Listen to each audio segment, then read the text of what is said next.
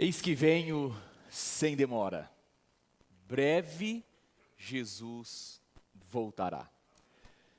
Muito bom dia, um feliz sábado, seja muito bem-vindo a Captain Brazilian. Você que está aqui, você que está nos assistindo. Nós somos uma igreja adventista do sétimo dia. Uma comunidade de amor e fé que anuncia a volta de Jesus. Que a bênção do Senhor esteja contigo. Que de alguma forma no seu universo pessoal e particular, o Senhor venha atender, de acordo com a sua boa vontade, aquilo que está no teu coração. Quero convidar você a abrir a sua Bíblia comigo no livro de Apocalipse, no capítulo 7. Nós retomamos agora a nossa série Breve Jesus Voltará. Quero convidar você, caso ainda não se inteirou, não assistiu e não sabe exatamente do que está se tratando, a achar o nosso canal no YouTube, Captain Brazilian, e assistir ali as mensagens anteriores e passadas ou no nosso canal do Facebook.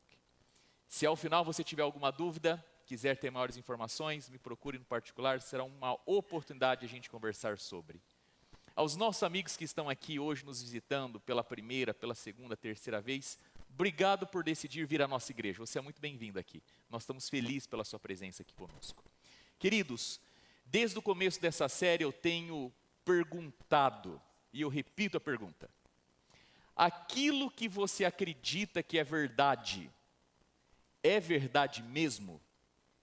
Ou você acredita que é verdade porque você foi ensinado que aquilo era verdade, mas você mesmo nunca parou para por conta própria analisar, ponderar e estudar para chegar a você, por conclusão sua, que aquilo é verdade? Eu espero que pelo estudo da Bíblia, o estudo do Apocalipse, a gente venha deixar de ser conformado com aquilo que nos disseram que era verdade e passarmos a ser realmente entendidos daquilo que nós acreditamos como verdade. Lembrando a você que um profundo estudo da Bíblia é um divisor de águas na nossa vida. Pois aqueles que verdadeiramente leem e estudam a palavra nunca andarão na solidão. Pois a Bíblia é uma rica fonte de vida interior. Dessa forma, eu quero convidá-lo a nós entrarmos no texto da Bíblia. Apocalipse capítulo 7. Lembrando que hoje nós vamos falar sobre os 144 mil. E eu estou feliz por falar sobre esse tema, é um tema interessante, profundo.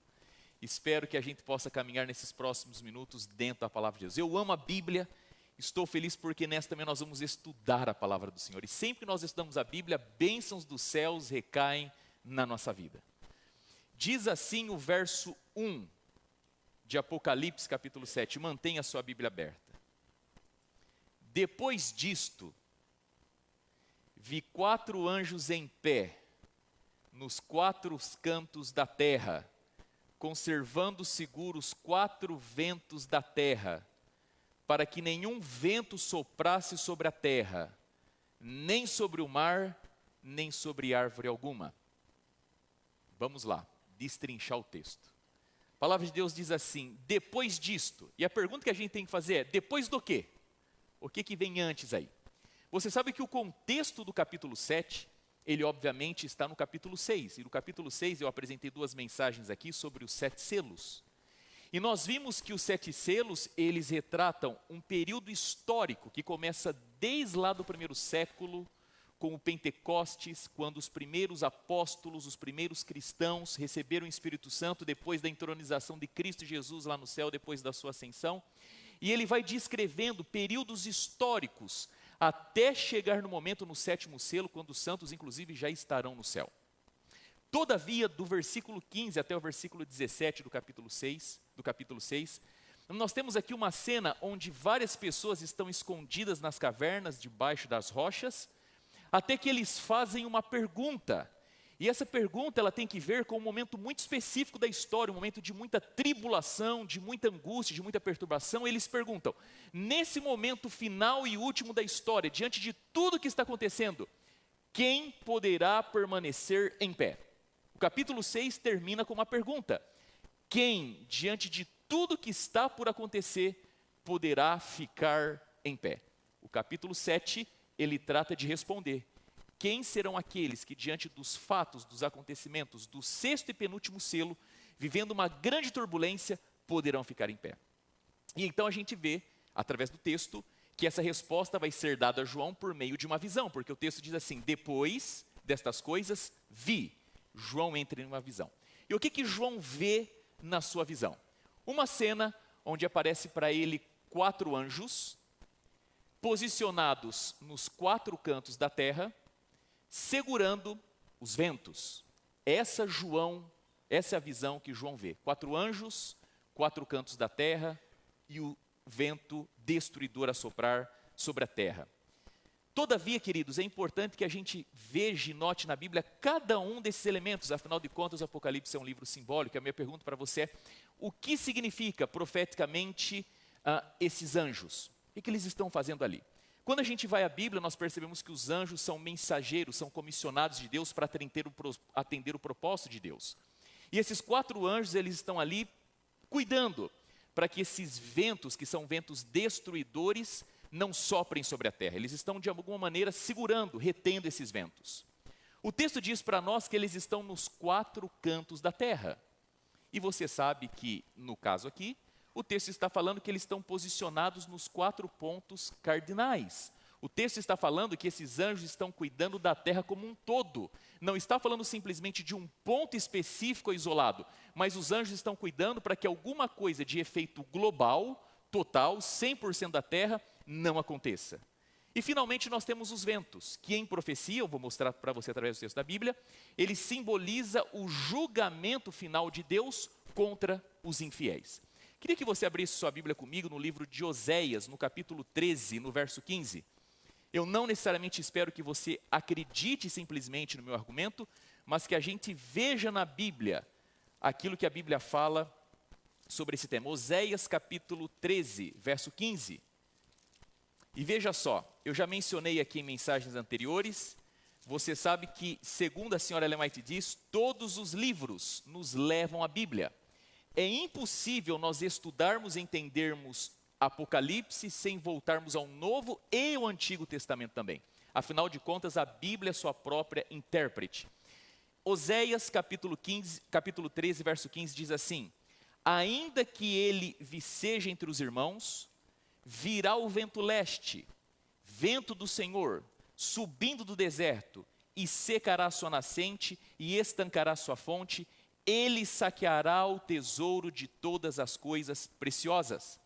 Um outro texto que nós precisamos analisar é o livro de Jeremias. Venha comigo para Jeremias agora, um pouquinho mais à frente, no capítulo 49. Melhor, um pouquinho para trás. Jeremias, capítulo 49, verso 36. Jeremias 49, verso 36. Nós estamos buscando na Bíblia, na palavra do Senhor, a definição para vento, que, segundo o que eu disse aqui, é um símbolo para um juízo ou para o julgamento final de Deus contra os infiéis, contra os seus inimigos. Jeremias, capítulo 49, verso 36, diz assim: trarei sobre Elão os 4 ventos dos 4 ângulos do céu e os espalharei na direção de todos esses ventos, e não haverá país onde não venham os fugitivos de Elão. De acordo com esses 2 textos, eu poderia trazer um outro texto aqui, como Zacarias 6,4, diz que ventos em profecia, ou no contexto de Daniel e Apocalipse, significa julgamento, juízo contra os infiéis, contra os inimigos do povo de Deus. Nesse contexto aqui, queridos, nós precisamos também de um outro texto, Daniel capítulo 7. Daniel capítulo 7. É um texto bem conhecido, verso 2 e 3. Ele descreve um pouco a situação humana dos dias que antecede a breve volta de Jesus, a situação turbulenta, conturbada daqueles que virão antes de Jesus voltar. Diz assim Daniel capítulo 7, verso 2: falou Daniel e disse: eu estava olhando durante a minha visão da noite, e eis que os 4 ventos do céu agitavam o mar grande. 4 animais grandes, diferentes um dos outros, subiam do mar. Dessa forma, o próprio Daniel séculos antes de o Apocalipse ser escrito, já descrevia a situação calamitosa, turbulenta, que o mundo passaria antes da volta de Cristo Jesus. O momento qual esses 4 ventos estão segurados e vão ser libertados e libertos para eles soprarem sobre a terra, é o mesmo momento que fala Daniel capítulo 12, verso 1. É quando a terra estará em plena confusão, desastres de todas as sortes, o mundo estará agitado, e então nós teremos os eventos últimos e rápidos antes da volta de Cristo Jesus. Esses 4 ventos que aparecem aqui em Daniel capítulo 7, eles também aparecem em outros 2 capítulos de Apocalipse. Tanto o capítulo 15 quanto o capítulo 16 falam desse mesmo momento, mas não fala por 4 ventos, fala por 7 últimas pragas, ou seja, em Apocalipse, os 4 ventos, grande tribulação, 7 últimas pragas, todos eles falam da mesma coisa. Depois que João olha e vê 4 anjos, os 4 ventos, e ele vê que esses anjos estão segurando esses ventos de não soprar sobre a terra, o verso 2 completa ainda a visão. Diz assim, o verso de número 2: Vi outro anjo que subia do nascente do sol, tendo o selo do Deus vivo, e clamou em grande voz aos 4 anjos, aqueles aos quais fora dado fazer dano à terra e ao mar, dizendo: Não danifiqueis nem a terra, nem o mar, nem as árvores, até selarmos na fronte os servos do nosso Deus. O que João vê? Além de ter esses 4 anjos nos 4 pontos da terra segurando os 4 ventos, ele vê um outro anjo. Só que ele nos dá um detalhe sobre esse anjo. Ele diz o local de onde esse anjo está vindo. E a pergunta que eu faço para você é: se João descreve de onde o anjo está vindo, é porque isso tem alguma relevância.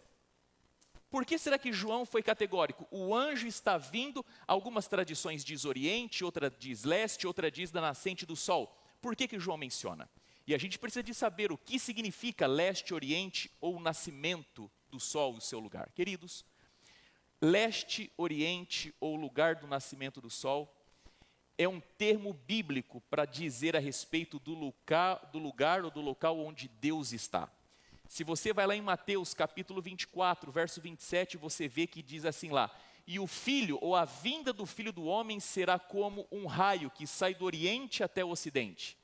Se você vai lá em Apocalipse capítulo 17, verso 12, você vai ver que ali diz que os reis, eles vêm do oriente. Lucas capítulo 1, verso 78 diz que Jesus, ele é o sol nascente. Em outras palavras, esse anjo, ele está vindo diretamente do lugar aonde Deus está. Ele é um anjo comissionado por Deus que sai da presença de Deus. E qual que é a mensagem desse anjo para os 4 anjos? Escutem só. Não soltem ainda esses ventos. Segure. Ainda não é o tempo. Então esse anjo, ele vem para dizer aos 4 anjos: não soltarem os 4 ventos, que são ventos destruidores, ventos de julgamento. Segure. E qual que é a razão pela qual esses anjos devem segurar os ventos? Porque é necessário ainda mais tempo para que o povo de Deus, os servos de Deus, sejam o quê? Selados. Só depois que se completar o selamento do povo e dos servos de Deus, vocês podem soltar os anjos, os ventos, para que os ventos possam então soprar. Mas eu tenho que te fazer uma pergunta aqui agora. O que exatamente significa o selo de Deus? Porque os anjos estão segurando os ventos a fim de um selamento, ou um processo de selamento ser completado. E a pergunta é: qual que é o selo de Deus? Queridos, nós precisamos entender algumas coisas sobre a questão do selo de Deus. Primeiro, esse é um conceito que tanto para o Antigo, Novo Testamento e para as pessoas que viviam no primeiro século, muito conhecido. Esse era um tema para eles da vida cotidiana. Um segundo ponto: existem 4 questões sobre o selo que nós precisamos saber. Qual é o selo? Quem sela? Quando começou o selamento?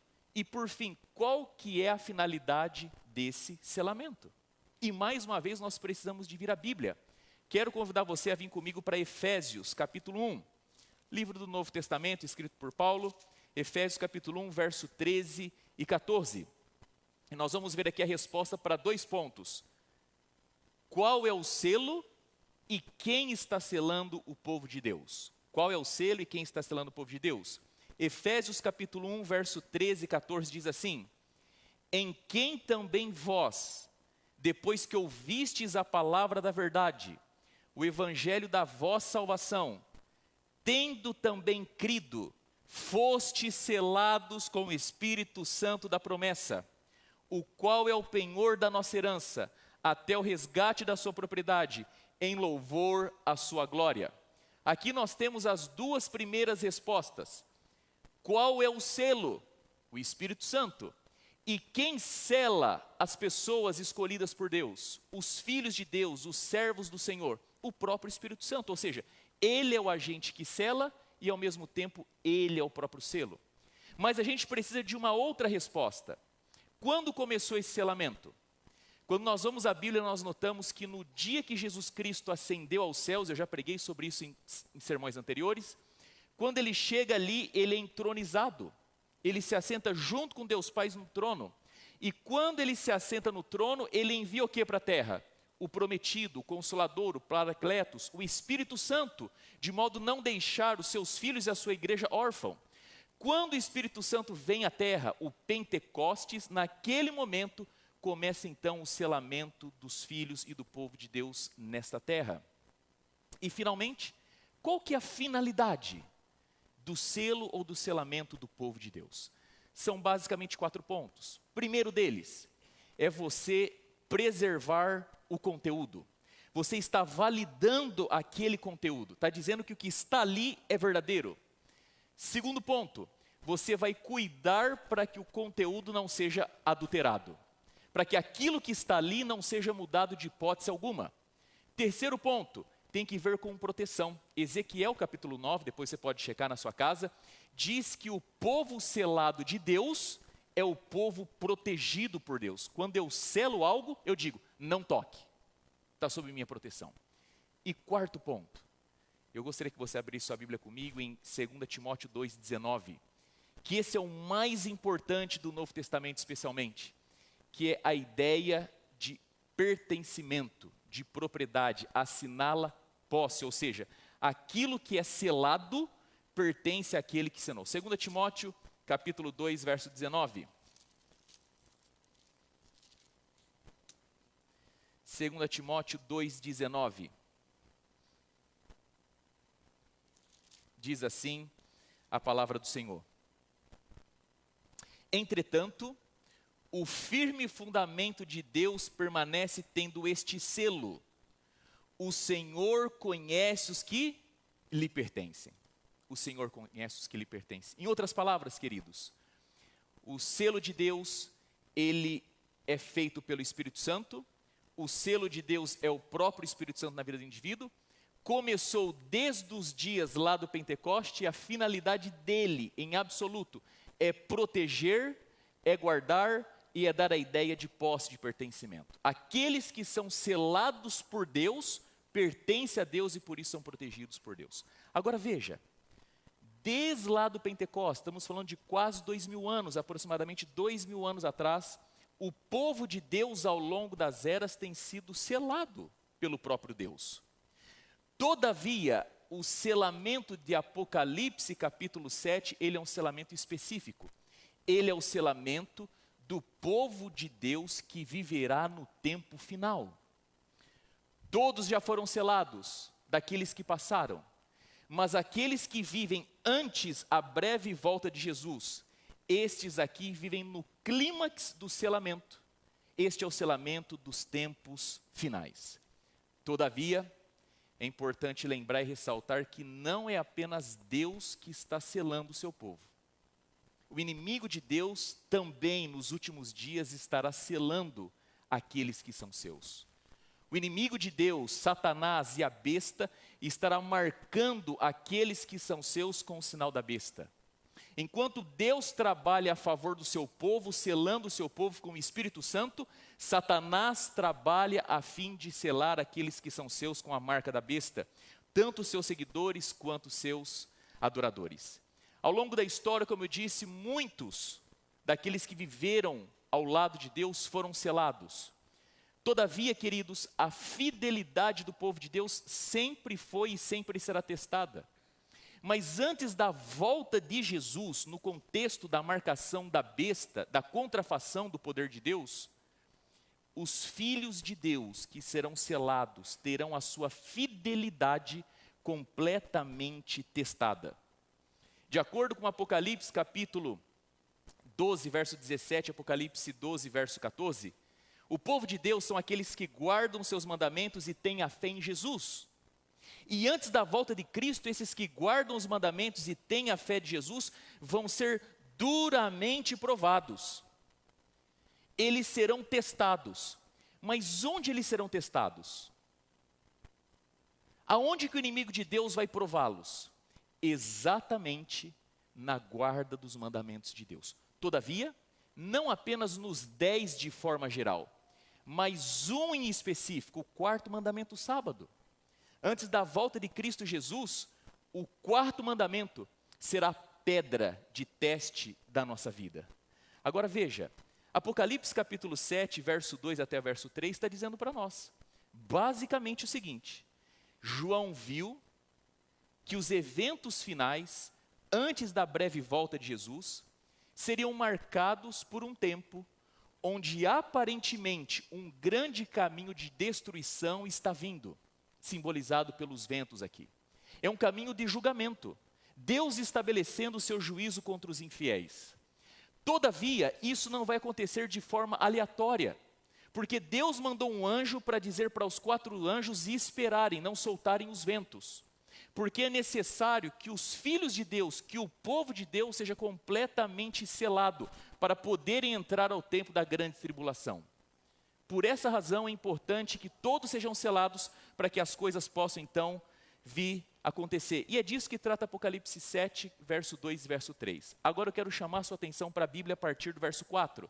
Verso 4 até o verso 8 diz assim: Então, ouvi o número dos que foram selados, que era 144 mil de todas as tribos dos filhos de Israel. Da tribo de Judá foram selados 12 mil, da tribo de Rubem 12 mil, da tribo de Gade 12 mil, e da tribo de Azer 12 mil, da tribo de Naphtali 12 mil, da tribo de Manassés 12 mil, da tribo de Simeão 12 mil, da tribo de Levi 12 mil, da tribo de Issacar 12 mil, da tribo de Zebulon 12 mil, e da tribo de José 12 mil, da tribo de Benjamim foram selados 12 mil. Por que que o texto disse para mim e para você que o número dos que foram selados é de 144 mil? E eu vou tentar aqui fazer uma ilustração para tornar isso claro, objetivo e simples. Nossa intenção é facilitar o compreendimento da palavra. Aqui na nossa igreja nós temos alguns que gostam de jogar vôlei. Nós temos de sábado à noite nos nossos encontros de recreação, bons momentos ali na quadra de vôlei. Aliás, quando tiver o próximo, se você nunca foi, esteja conosco, é muito bacana. Imagine que um time aqui da nossa igreja decidiu competir, uma competição santa, amistosa, com o time da igreja de Ellicott City, lá na quadra deles. E vai o time daqui e tem o time de lá. A gente chega e instantes antes de começar o jogo, o juiz chega e diz assim, ó, pessoal, o jogo está marcado para as 8 da noite, mas a gente só pode começar, mesmo que dê o horário 8 da noite, se todos os jogadores estiverem aqui. A única condição para a gente tem não é o horário em si, mas todo mundo tem que estar aqui. Legal? Legal. 15 minutos depois aparece o juiz e fala assim, pessoal, vamos lá, a gente pode começar. Os 12 jogadores chegaram. O que ele está querendo dizer com isso? Que o número necessário e completo para que a gente possa começar a partida, que é o nosso objetivo, é de quantos jogadores? 12. Quando João olha e ouve o número 144 mil, o que ele está dizendo? Que o número completo de todos aqueles que precisavam ser selados antes do momento da grande tribulação é de quantas pessoas? 144 mil. O texto está dizendo para nós, queridos, que quando se alcançar o selamento dos 144 mil, então aqueles anjos podem soltar os ventos, ou seja, 144 mil é a totalidade da quantidade de pessoas que precisam ser seladas. Só que agora eu tenho uma pergunta para você. O número 144 mil é um número literal ou um número simbólico? Eu não quero aqui dividir a igreja, não precisa de se manifestar, levantar a mão, mas eu queria que você pensasse, à luz do que você sabe e conhece, 144 mil é um número simbólico ou literal? Queridos, vamos lá. Se a gente pensar que esse número é um número literal, nós temos que entender que tanto 144 mil, quanto as 12 tribos são literais. Ou os dois são literais, ou os dois são simbólicos. Se os 144 mil é um número literal, as 12 tribos também têm que ser literal. E aqui a gente tem um problema. Qual que é o problema? O problema é que os assírios, eles invadiram o Reino do Norte, onde haviam 10 tribos ali. Reino do Norte, capital Samaria, o povo de Israel. E os assírios arrancaram aquela gente dali e espalharam aquela gente pelo mundo. Eles simplesmente dizimaram 10 tribos do povo de Israel, que deixaram de existir como povo. Depois você tem Nabucodonosor lá na Babilônia, que chega no Reino do Sul, capital Jerusalém, o Reino de Judá, e ele toma como cativo essas 2 tribos. E daqui a pouco você vai lendo a Bíblia, e quando a gente chega no Novo Testamento, o povo judeu, que é reminiscência daquele tempo, eles mesmos não se veem mais como tribo do povo de Israel, eles se veem como povo, mas eles não estão falando mais em tribos do povo de Israel. Se você for ao estado de Israel hoje, ali existe um povo, o povo judeu, mas que não se vê mais diante de 12 tribos do povo de Israel. Os judeus espalhados pelo mundo se veem como povo, são parte de uma etnia, mas não se enxergam mais como 12 tribos do povo de Israel. Qual que é o problema se eu tomo esse número como literal? É porque simplesmente as 12 tribos não existem mais. E se as 12 tribos não existem mais, eu não posso assumir o 144 como literal, mas como simbólico. Então, tanto os 144 mil, quanto as 12 tribos, são o quê? Simbólicos e não literais. Mas há um outro elemento aqui. E para que a gente possa entender esse outro elemento, eu preciso de começar com uma pergunta para você. Veja só. Aqui o texto descreveu as 12 tribos de Israel, ok? Só que a minha pergunta para você é a seguinte: quantos filhos na totalidade Jacó teve? Pode falar. 13. Exatamente, 13 filhos. Ele teve 6 filhos homens com Lia, mais uma mulher chamada Diná. Com Raquel, a sua esposa, ele teve 2 filhos homens, José e Benjamim. E com as 2 servas das suas 2 esposas, Bila e Zila, ele teve mais 2 filhos homens. E eu pergunto para você, se ele teve 13 filhos, por que são 12 tribos de Jacó? Resposta simples, porque foi apenas dado esse direito de levar o nome, ser ponta das tribos, os homens. 12 tribos, porque ele teve 12 filhos homens. Todavia, querido, mais uma vez eu insisto com você, se você ler atentivamente o texto, você vai notar que João escreve de forma diferente do relato do Antigo Testamento quem realmente são as 12 tribos de Israel. Por exemplo, Rubem era o filho mais velho. Rubem, por direito, por ser o primogênito, ele deveria receber porção dobrada da sua herança. Mas devido ao seu pecado, isso é negado a ele. E essa primogenitura passa para quem? Para José. Só que instantes antes de Jacó morrer, Jacó chama José e chama os 2 filhos de José, Manassés e Efraim, e compartilha a primogenitura com os filhos de José. E agora você não tem a tribo de José, você tem a tribo de Manassés e de Efraim. Só que dessa forma, a conta, ela sai de 12 e vai para 13. Mas quantas são as tribos do povo de Israel? 12. Só que tem um detalhe aqui que faz toda a diferença na história. Quando o povo, depois de peregrinar pelo deserto, chega na terra prometida, Deus agora começa a dividir através de Moisés as terras, ou de Josué as terras e tudo mais. O que Deus fala a respeito da tribo de Levi? Vocês vão viver exclusivamente para cuidar do santuário. Vão morar no acampamento ao redor do santuário, distribuído pelo povo, mas vocês não vão receber terra. Vocês não vão contar como tribo. Então, quando você tira Levi, aí você passa a ter então as 12 tribos de Israel. Legal. Só que lendo o texto, você nota o seguinte, que diferente de Números, capítulo 1 e 2, o qual descreve as 12 tribos de Israel, aqui você nota que Levi, que deixou de ser contado no Antigo Testamento, Números 1 e 2, Levi aqui aparece, ele é contado. Que José, que cedeu o espaço para Manassés e Efraim, ele aparece aqui como uma tribo. Só que aqui você não vê duas tribos, você não vê nem Dan e também não vê Efraim. Ou seja, aparecem dois que não deveriam estar e dois que deveriam não estão. Por quê? E qual que é a mensagem da Bíblia com isso?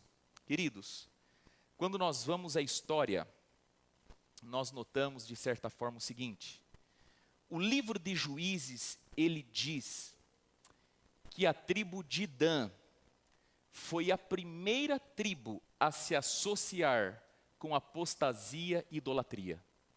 A primeira tribo das 12 que se associou à apostasia e idolatria foi a tribo de Dan. Um pouco mais à frente na Bíblia a gente lê que foi a tribo de Dan que construiu altares para tentar desviar e distrair as pessoas de ir para Jerusalém sacrificar e adorar o Senhor. E os judeus dos dias de João, o qual está escrevendo Apocalipse, acreditavam e criaram uma tradição dizendo que o anticristo que lutaria contra o povo de Deus viria da própria tribo de Dan. E por que Efraim não está? Porque lá em Oséias diz que assim como Dan, a tribo de Efraim está ligada à apostasia.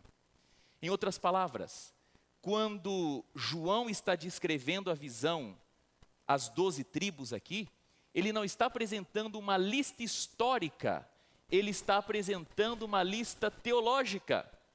E qual que é a diferença? O porquê disso? Porque João está dizendo o seguinte, escute só, e esse é um elemento central do texto. Porque o povo de Deus, preparado e selado para o tempo do fim, será o povo que terá e viverá em completo, profundo compromisso com o Senhor.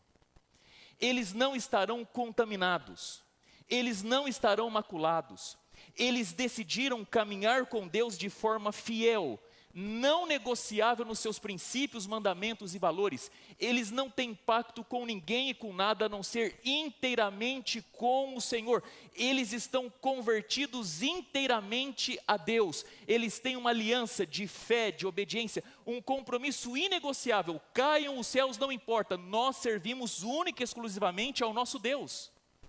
E quando você vai em Apocalipse 14, você percebe que esse povo que foi selado, eles estão seguindo o Cordeiro. Aonde o Cordeiro vai, eles vão atrás. Não importa o lugar do Cordeiro, eles são sempre seguidores do Cordeiro. Eles não vão atrás da mulher, que significa aqui imoralidade espiritual. Eles estão selados, eles têm um pacto único e exclusivamente com o Cordeiro. E é por essa razão que Dan e Efraim não aparecem. Dizendo para nós, que vivemos nos momentos antes da volta de Jesus, que aqueles que receberão o selo de Deus, que é o Espírito Santo, e serão selados pelo Espírito Santo, eles não vão negociar nada com esse mundo. Não vão absorver nada desse mundo. Eles vão viver inteiramente o plano, o propósito de Deus. Eles vão seguir os mandamentos, eles vão seguir os estatutos, eles não vão abrir mão da sua fidelidade ao Senhor. E por isso que eles foram selados. Agora veja, quando a gente olha, queridos, esse número 144 mil, existe um outro ponto importante aqui na leitura do texto. Como que se chega aos 144 mil? O número 144 mil, ele é uma equação. Ele é 12 vezes 12 vezes 1000. 144 mil, 12 vezes 12 vezes 1000, 144 mil.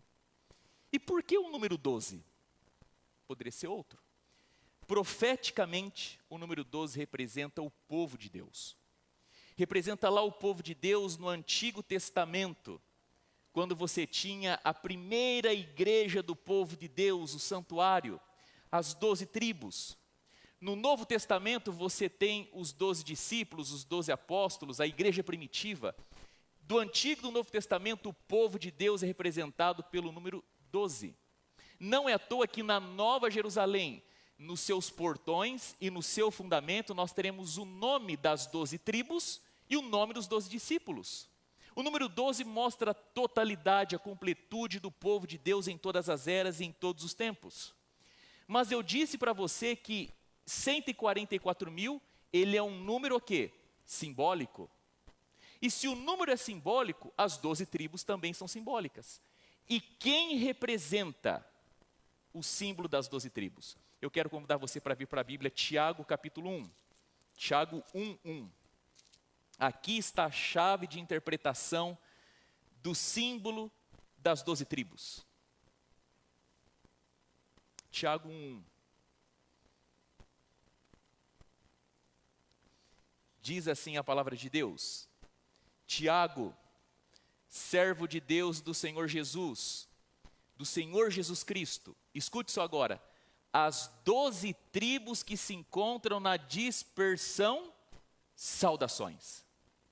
Para quem que Tiago está escrevendo aqui? Está escrevendo para 12 tribos que estão acampadas no deserto? Está escrevendo para 12 tribos que estão em determinada terra? Para quem que Tiago está escrevendo? Para os cristãos. Ou seja, quando em Apocalipse capítulo 7, fala que 144 mil são dessas 12 tribos, o texto está dizendo que esses 144 mil são quem? Cristãos. Agora, um outro texto só para não deixar dúvida. Gálatas capítulo 3, verso 26 até 29. Um pouquinho para trás, Gálatas 3, verso 6 e 29. Mateus, Marcos, Lucas, João, Atos, Romanos, 1ª, 2ª Coríntios, Gálatas. Gálatas 3, verso 26 até o verso 29.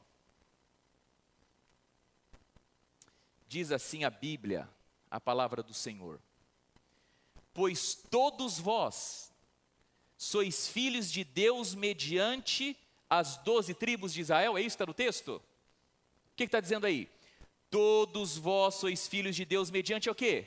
A fé em Jesus Cristo. Porque todos quantos fostes batizados em Cristo, de Cristo vos revestistes. De Sarte não pode haver judeu nem grego, nem escravo nem liberto, nem homem nem mulher, porque todos vós sois um em Cristo Jesus. E se sois de Cristo, também sois descendentes de Abraão, herdeiro segundo a promessa. Pode voltar para Apocalipse 7. Por quê? O texto acabou de dizer para nós que todos aqueles que aceitaram a Jesus, eles agora fazem parte do povo de Deus. Eles são parte daquilo que começou lá com Abraão, que passou pelas 12 tribos, mas hoje, se você crê em Jesus, é batizado em nome de Jesus, você é parte do povo de Deus. E você, por isso, está na mira e na direção do selamento do Espírito Santo na sua vida. Nesse caso, queridos, nós temos esse grupo que antes do período da grande tribulação, das 7 últimas pragas, antes que aquele vento sopre e destrua a terra como juiz de Deus, esse povo será selado. Mas eu disse a você que desde o Pentecoste, todo o povo de Deus sempre foi selado. Mas aqui nós chegamos numa característica específica desse selamento. Sabe qual que é a característica específica desse selamento? É que esse selamento é destinado à última geração que vive nessa terra antes de ver Jesus voltar.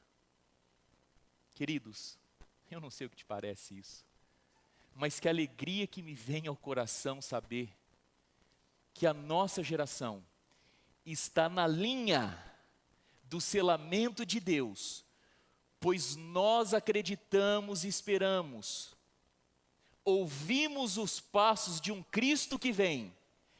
Ele não tardará, em breve virá, e nós somos a geração que aguardamos o cumprimento dessa promessa. A última geração viva nessa terra, aguardando a totalidade do selamento do Espírito Santo, para então passarmos pelo tempo da grande tribulação e vermos Jesus voltar nos nossos dias.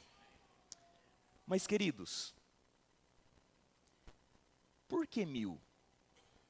Eu falei 12, povo de Deus no Antigo Testamento, povo de Deus no Novo Testamento, depois de que Jesus todos aceitam a Cristo, é parte do povo de Deus, mas por que 1000?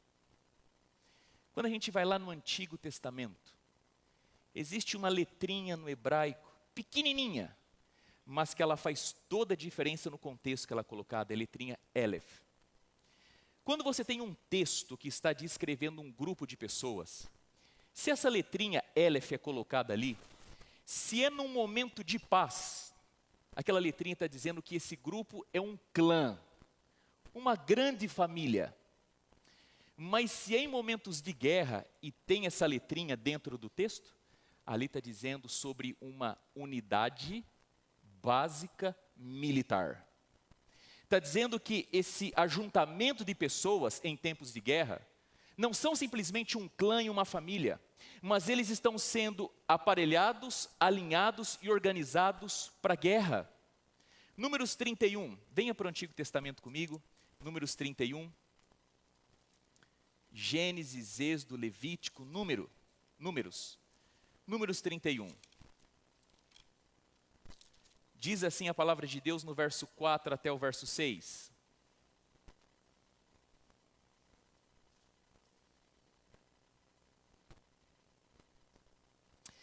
Diz assim, Números 31, verso 4 até verso 6. Louvado seja Deus pelas Bíblias abertas, pelo olhar atento de você, leitor, à palavra do Senhor. 1000 homens de cada tribo, entre todas as tribos de Israel, enviareis à guerra.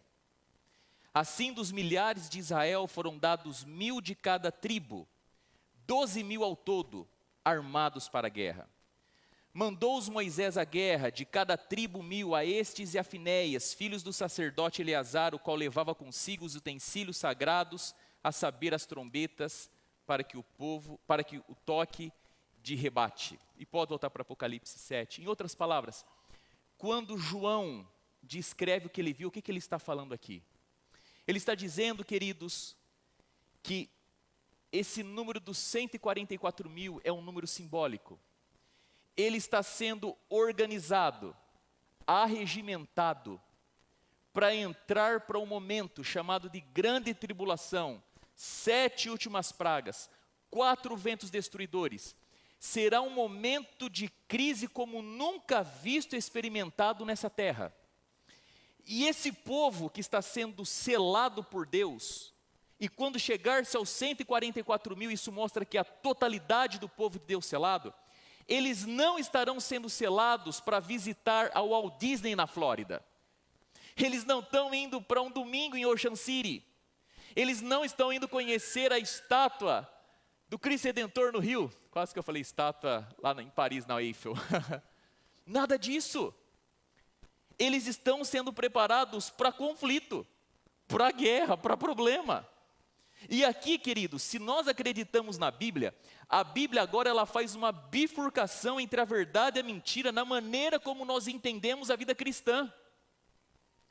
Porque ainda é se pregado, tanto nesta igreja quanto em outras, que se nós aceitarmos a Jesus, a nossa vida vai melhorar. E eu pergunto, o que significa melhorar? Que a nossa vida vai ser abençoada. O que significa bênção? Porque de acordo com o texto, se nós somos a geração última dessa terra, antes de ver Jesus voltar, o Senhor está nos preparando como igreja militante, como um exército que está entrando para o pior período da história, onde tudo que poderá ser sacudido, vai ser sacudido, onde tudo que poderá ser abalado, vai ser abalado, onde tudo que poderá ser testado, vai ser testado. Eu não posso julgar as intenções do seu coração ao buscar o Senhor Jesus. Mas se você está buscando a Jesus para melhorar de vida, pode ser que você esteja errado. Até porque o símbolo do cristianismo é uma cruz e não uma escada para te fazer subir de vida. Deus está chamando os seus filhos para uma consagração plena e total, inegociável, porque ele está avisando que o que nos espera pela frente é algo terrível. E só quem está fundamentado na rocha, que é Cristo, vai conseguir passar por isso e não se corromper. Queridos, o ponto aqui é, nós chegamos à resposta da pergunta. Qual que era a pergunta? Quem poderá ficar o quê? Em pé. Diante de tudo o que foi revelado para João, quem vai poder ficar em pé? O texto acabou de responder. Aqueles que forem selados com o Espírito Santo do Senhor. Quem vai conseguir sobreviver aos eventos últimos e finais? Aqueles que foram selados pelo Espírito Santo do Senhor. Não existe outra maneira. Verso 9 ao verso 17 diz assim: depois destas coisas, vi, e eis grande multidão que ninguém podia numerar, de todas as nações, tribos, povos e línguas, em pé diante do trono e diante do Cordeiro, vestido de vestiduras brancas, com palma nas mãos, e clamavam em grande voz, dizendo: ao nosso Deus, que se assenta no trono, e ao Cordeiro pertence a salvação. Todos os anjos estavam de pé, rodeando o trono dos anciãos e dos 4 seres viventes, e ante o trono se prostraram sobre o seu rosto e adoraram a Deus, dizendo: amém. O louvor e a glória e a sabedoria, as ações de graças e a honra e o poder e a força sejam ao nosso Deus pelos séculos dos séculos, amém. Um dos anciãos tomou a palavra dizendo: estes que se vestem de vestiduras brancas, quem são e de onde vieram? Respondi-lhe: meu Senhor, tu sabes.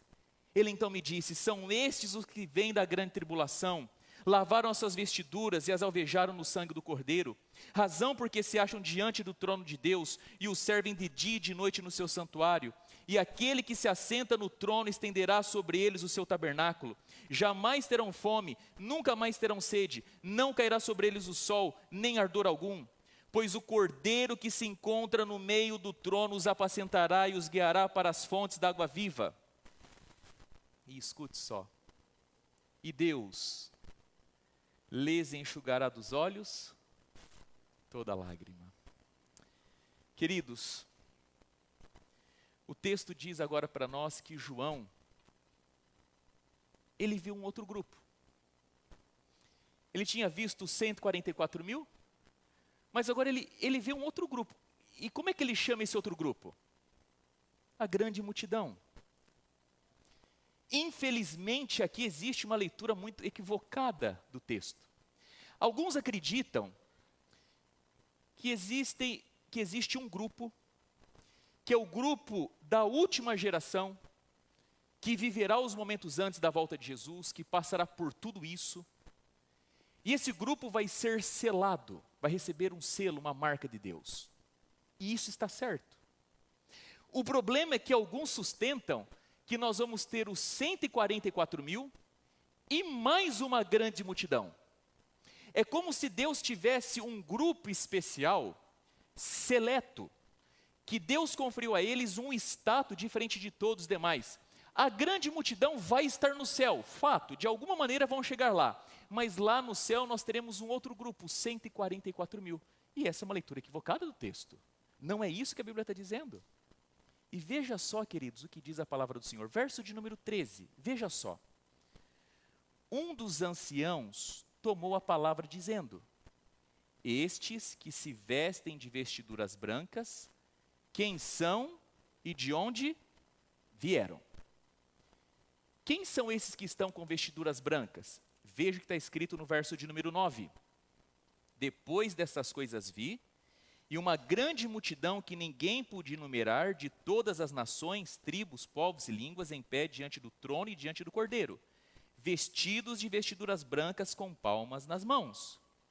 O texto está dizendo para nós que esses que estão vestindo roupas brancas, esse grupo é o grupo da grande multidão. Só que tem um detalhe aqui, e existe uma linha divisória. João vê na visão 4 anjos segurando 4 ventos sobre os 4 cantos da terra. Diz que esses anjos foram recebidos por um outro anjo que disse: olha, até que o povo de Deus não seja selado, vocês não podem liberar os ventos para que se cumpra o juízo de Deus. Só depois que o selamento for terminado, vocês soltem os ventos. Grande tribulação, 7 últimas pragas, um momento terrível irá acontecer. E essa gente já está preparada, eles foram selados, foram organizados como uma igreja militante, um grupo que está entrando dentro de uma terrível guerra. Eles vão caminhar nessa direção. E então, depois que o processo de selamento termina, começa a grande tribulação. Só que o texto está dizendo para nós que agora João, ele vê, saindo dessa tribulação, um grupo.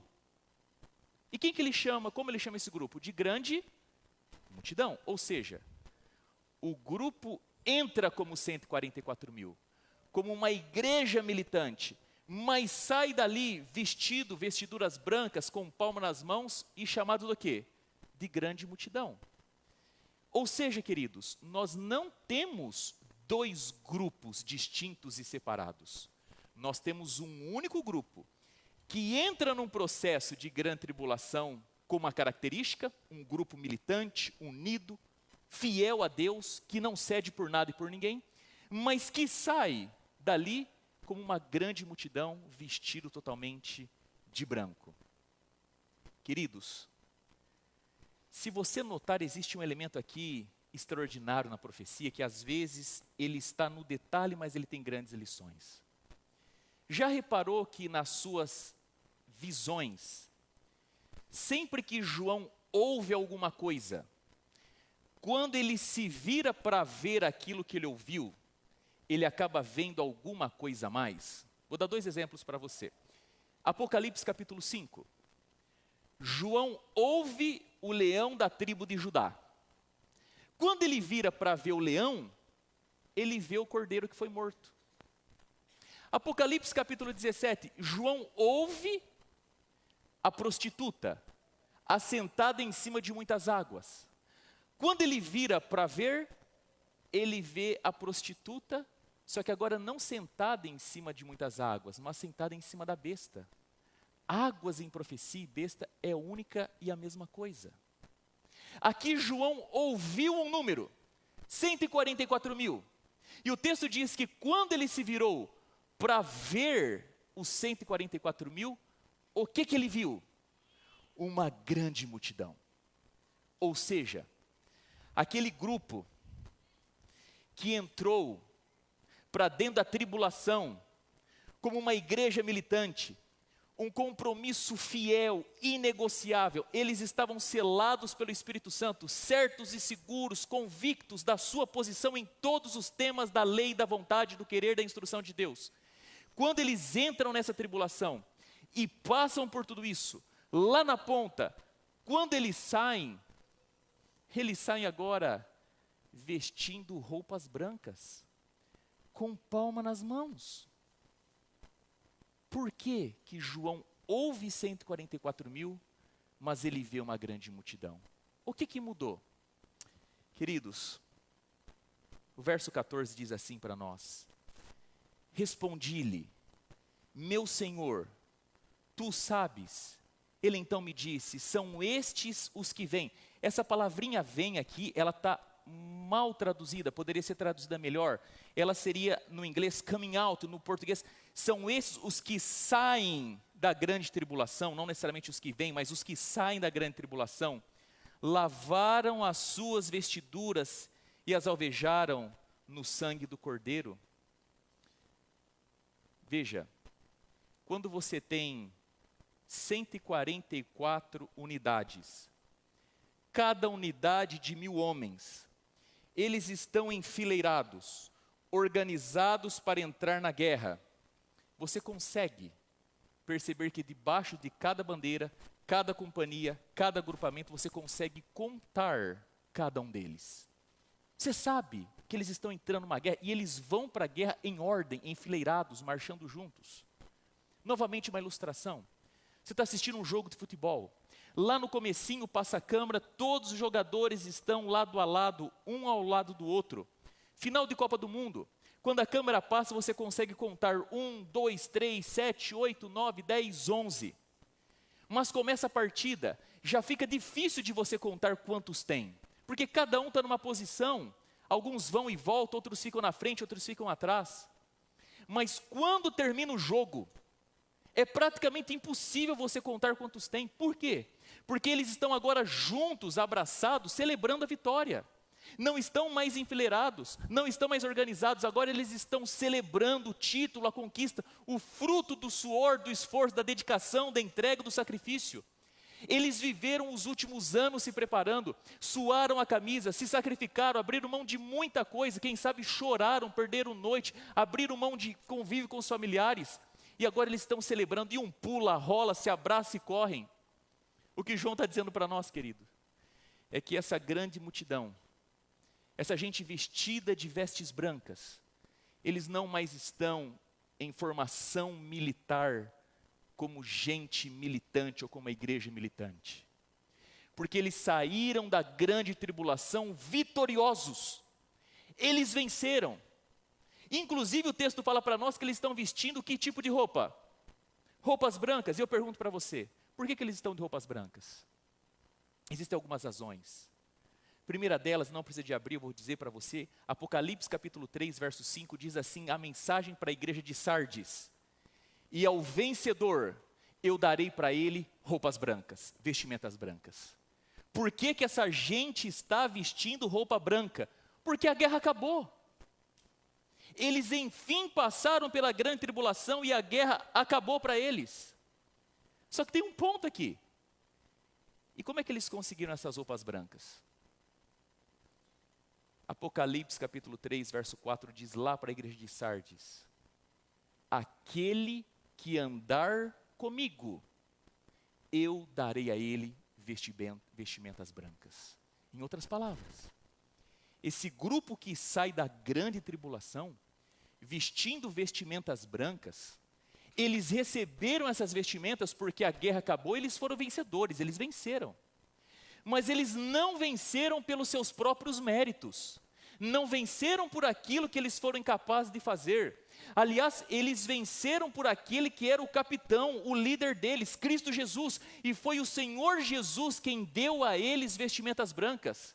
E a imagem que João está usando é bem aquela que os romanos faziam e tinham como ritual pós ganhar uma guerra. Depois que os soldados romanos ganhavam uma guerra, eles vinham não agora enfileirados, não vinha um ao lado do outro ou um na frente do outro, eles vinham como um bando, juntos, abraçados. E eles chegavam na presença do imperador, e diante do imperador, como um grande pelotão vitorioso, o imperador parava na frente deles e dizia: aqui estão meus bravos homens, os vencedores, aqueles que se sacrificaram e que em nome do rei venceram a batalha. E agora vocês vão ter a alegria, o prazer, a oportunidade de encontrar a aposentadoria de vocês, o descanso merecido. Vocês agora vão desfrutar da tranquilidade pós-guerra. Vocês vão herdar aquilo tudo que eu, como rei, sempre preparei e mantive para vocês como meus soldados. Queridos, a grande verdade é que a palavra do Senhor diz para nós aqui que esse grupo, os 144 mil, a grande multidão é um e o mesmo grupo. Os 144 mil não é um grupo de gente que fez o que ninguém mais conseguiu fazer e por isso Deus deu para eles privilégios, Deus conferiu a eles algum tipo de status especial. Jamais. Os 144 mil não é uma classe privilegiada. Os 144 mil não é um grupo a par da grande multidão, é o único e mesmo grupo, aqueles que lavaram as suas vestiduras, aonde? No sangue do Cordeiro. E finalmente, olha o que diz o texto no verso de número 10. E clamavam em grande voz dizendo: ao nosso Deus que se assenta no trono e ao Cordeiro pertence a salvação. Esse grupo não está dizendo assim, ó, nós fomos os 144 mil, nós somos vestidos com vestimentas brancas e vencemos, porque a salvação foi conquistada por nós. Nós ganhamos esse direito. Eles estão dizendo que a salvação pertence a quem? Única e exclusivamente a quem, queridos? Ao Cordeiro e a mais ninguém. Por que a vestidura deles são brancas? Por tudo aquilo que só Cristo e o Senhor Jesus Cristo pôde fazer por eles. Eu tenho aprendido, queridos, que a vida cristã não é uma luta contra o pecado. Se você está dirigindo as suas energias, a sua vitalidade, o seu tempo para lutar contra o pecado, pare. Aliás, a vida cristã, e eu queria falar assim, a sua mente, ao seu coração, gostaria que você entendesse isso muito bem. A vida cristã não é a gente lutar para não cair. Cair é inevitável. A gente vai cair. A vida cristã é a gente não aceitar, depois de cairmos, permanecer caído. O livro Que é Salvação, de La Rondelli, ele diz na página 89, Cristo não completa os nossos méritos. Cristo não é o que falta. Absolutamente não. Cristo é o nosso próprio e único mérito. O céu não vai ser um lugar para quem pecou menos, mas para quem se arrependeu mais. E a gente não vai ser salvo por aquilo que a gente faz, a gente vai ser salvo a despeito daquilo que a gente faz. A gente não vai ser salvo por aquilo que a gente vai ser salvo a despeito daquilo que a gente é. E escute uma vez mais, eu quero falar à sua mente, ao seu coração, eu quero que você entenda isso de uma vez por todas na sua vida. O nosso maior objetivo na vida, a nossa prioridade, a luta da nossa vida, a batalha do nosso dia a dia não é contra os nossos vícios, nossos hábitos, nossas crenças limitantes, os nossos sentimentos, não é contra as pessoas, não é contra os demônios. A primeira e maior luta da nossa vida deve ser em andar com Jesus, em caminhar lado a lado com o Senhor Jesus. Apocalipse 3:4, olha na sua Bíblia. Aqueles que andarem comigo, aqueles que andarem com Jesus, Ele vai conferir a você vestes brancas. Em vez de nós gastarmos tempo nos policiando, nos vigiando, para não fazer isso, para não fazer aquilo, para não pensar assim, para ser assado, em vez da gente usar energia para a gente ser melhor, por que você não volta tudo isso para um único objetivo? Dizer assim, pela ajuda do Espírito Santo, eu quero andar com Deus. Porque, querido, na mesma proporção que a gente anda com Deus, na mesma profundidade que a gente anda com Deus, na mesma maneira que a gente está lado a lado, lembra, Enoque fazia o que todos os dias? Andava com Deus. A expressão está se repetindo, aqueles que são íntimos do Senhor, eles vão pela graça de Deus superar a sua autossabotagem, os seus pensamentos negativos, o seu temperamento que parece que destrói mesmo as tuas boas intenções. Quando andamos com Jesus, Ele nos ajuda a alinharmos aquilo que a gente deve comer, aquilo que a gente não deve comer. Quando andamos com Jesus, Ele nos ajuda a gente amar quem a gente acha que não merece e não odiar quem a gente acha que merece. Quando a gente anda com Jesus, o Senhor ajuda a gente a ser fiel nos dízimos, generoso nas ofertas. Quando a gente anda com Jesus, a gente consegue ter poder na vida para não assistir o que a gente não pode. Quando a gente anda com Jesus, o Senhor nos liberta dos nossos vícios, da nossa vida escondida que acontece na frente de uma tela do computador.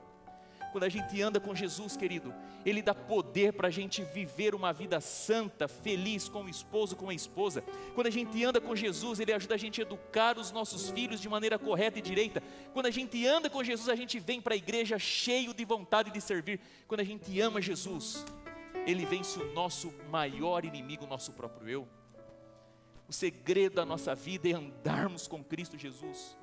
E de toda a sua energia, de toda a sua força, de tudo que você pode fazer, por favor, em nome do Senhor Jesus, estabeleça que você vai dirigir as primeiras e maiores energias da sua vida para andar com o Senhor Jesus.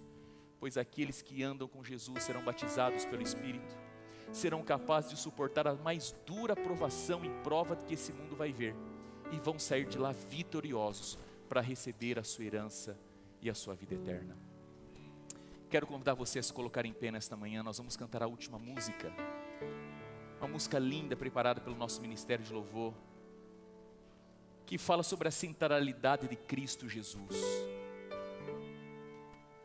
é minha oração para mim, para minha família e para você, é que todos nós andemos com o Senhor Jesus.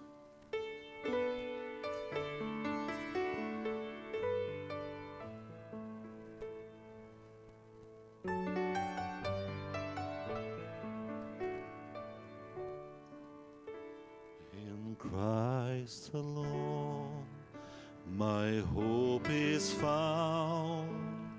He is my life, my strength, my song. This cornerstone, this solid ground, far through the fiercest drought and storm. What heights of love, what depths of peace, when fears are still, when striving cease. My comforter, my all in all, here in the love of Christ I stand. In Christ alone, who took on flesh, fullness of God in helpless babe, this gift of love and righteousness, scorned by the ones he came to save, till on that cross as Jesus died, the wrath of God is satisfied. Forever sin on me was laid, here in the death of Christ I live. In the ground his body lay, light of the world like darkness land, then bursting forth in glorious day, out from the grave he rose again, and as he stands in victory, sin's curse has lost his grip on me, for I am his and he is mine, bought with the precious blood of Christ.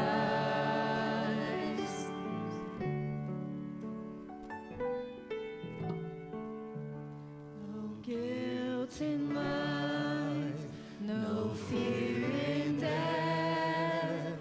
This is the power of Christ in me. From life's first cry to final breath, Jesus commands my destiny. No power of hell, no scheme of man can ever pluck me from his hand, till he returns or calls me home. Here in the power of Christ I'll stand.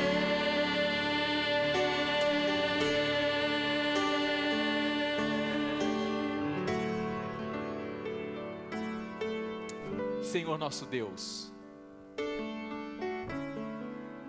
daqui até a volta de Jesus, não importa o que aconteça, que estejamos sólidos e firmes na rocha que é Cristo Jesus. Nos batize e nos cele com teu Espírito Santo, em nome de Jesus. Amém e amém. Que Deus te abençoe. Um ótimo e feliz sábado. Nós vamos ter a música de despedida, estarei à porta despedindo de você. Bênção de Deus, até logo às 4 horas da tarde.